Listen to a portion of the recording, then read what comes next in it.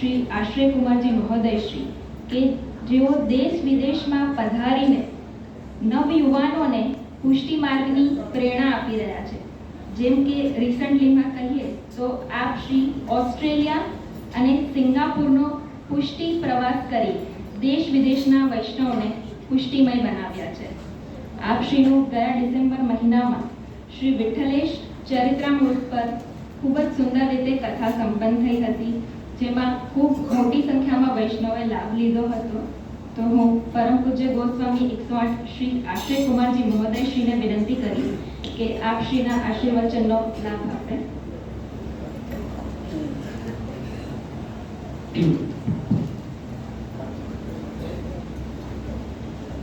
श्री गोपाल लाल प्यारे की जय, श्री गोवर्धन नाथ की जय, श्री वल्लभाधीश की जय.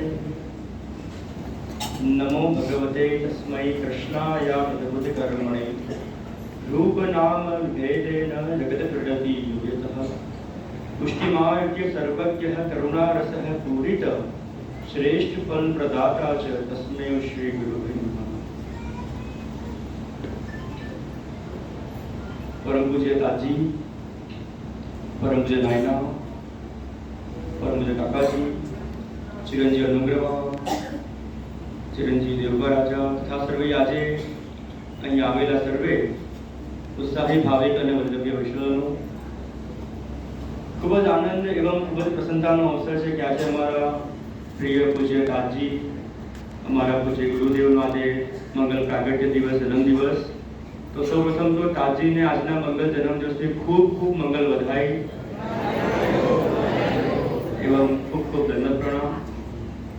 ગઈકાલે શ્રી વલ્લભધામમાં બિરાજતા શ્રી ગોવર્ધનનાથજી પ્રભુશ્રીનો ખૂબ સુંદર મંગલ પાટોત્સવ, સુંદર મહોત્સવ કલ્પના થયા. ઠાકોરજીના ખૂબ સુંદર ગંગારાનો મનોહર થયો. એ મંગલ પાટોત્સવની પણ આ સર્વે વૈષ્ણવને ખૂબ ખૂબ મંગલ વધાઈ એવા ખૂબ શુભકામના. ઘણો આનંદ, ઘણું પ્રસન્નતા થાય કે આપણને આપણા જીવનમાં એક એવો અવસર પ્રાપ્ત થાય કે એમાં આપણે આપણા ગુરુના જન્મદિવસ પર એક સૌભાગ્ય પ્રાપ્ત થઈ શકે. ગુરુના જન્મદિવસ પર જવાનો, આપશ્રીને વધાઈ આપવાનો, એ દિવસે આપશ્રીના ચરણ સ્પર્શ કરવાનો અવસર પ્રાપ્ત થાય તો એનાથી વિશેષ કંઈ હોઈ શકે નહીં. તાજી વિષય તો અનેક વસ્તુ કહી શકીએ છીએ, અનેક પ્રસંગો કહી શકીએ છીએ, અનેક વાત કહી શકીએ છીએ, પણ તાજીએ પોતે એક આજ્ઞા કરી હતી.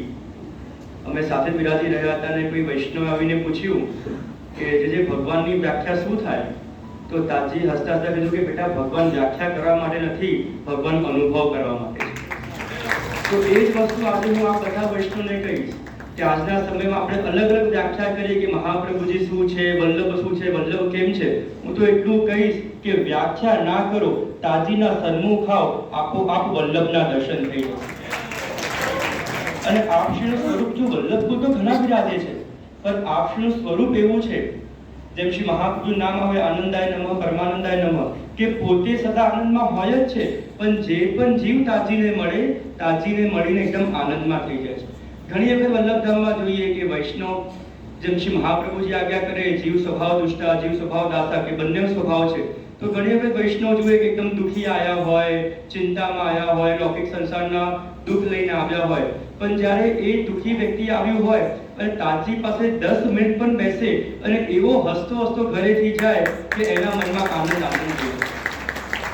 અને એક બહુ સાચી વાત કહું, જો ખેલના દિવસો, ફાગના દિવસો છે, જેનો પોતાનો જન્મદિવસ ફાગના દિવસોમાં, રસિયાના દિવસોમાં આવતો હોય, એમનું વર્ણન કરવા કરતા એમના નેત્રમાં દર્શન કરો ને તો એ આખું વર્ણન થઈ જાય.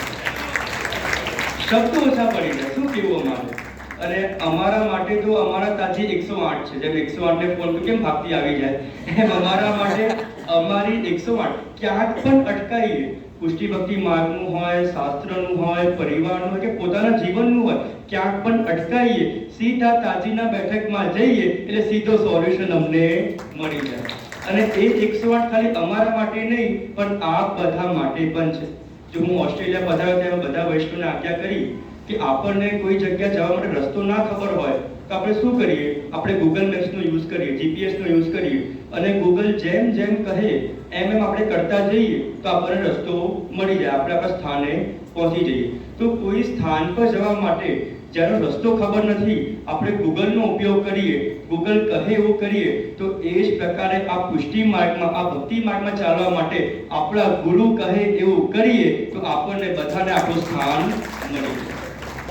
તો વધારે સમય લીધા વગર એવું તો સાચે ઘણું છે તાજી વિશે, અને કોઈ પ્રસંગ છે, પણ એક તાજીનો એક નાનો પ્રસંગ કહીશ જે બહુ સમજવા જેવી વાત છે.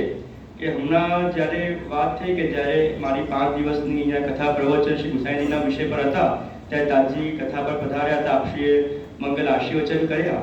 ત્યાં તાજી એક બહુ સુંદર પોતાનો હાસ્ય પ્રસંગ એક કહ્યો.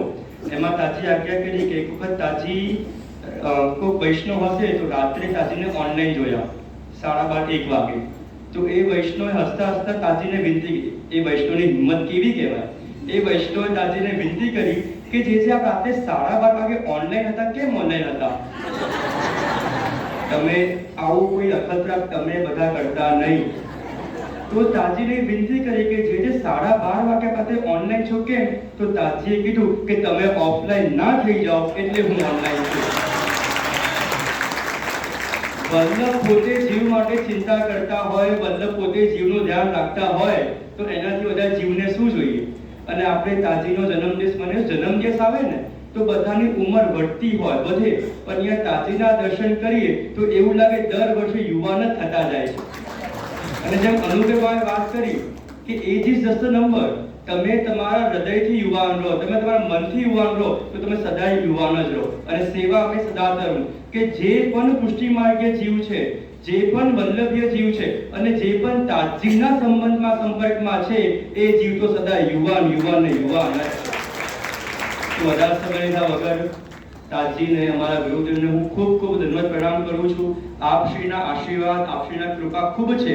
આજે જે પણ અમે પ્રવચન કરી રહ્યા છીએ, દેશ વિદેશમાં જે પણ પુષ્ટિ ભક્તિ માર્ગનો પ્રચાર કરી રહ્યા છીએ, વલ્લભ ધામની ધ્વજા જે દેશ વિદેશમાં ફેલાવી રહ્યા છે, એ તાજીના કૃપાથી, આપશ્રીના આશીર્વાદથી થઈ રહ્યો છે.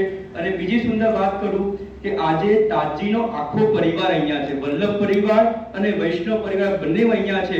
તો તાજીને આપણા બધા વતી વિનંતી કરું કે આપની ખૂબ કૃપા, ખૂબ આશીર્વાદ અમારા બધા પર છે, પણ એવી જ કૃપા, એવા જ આશીર્વાદ અહર્નિશ રહેતા રહે, એ જ વિનંતી કરતા હું મારી વાણીને અહીંયા જ વિરામ લઉં છું. શ્રી વલ્લભાધીશ કી જય.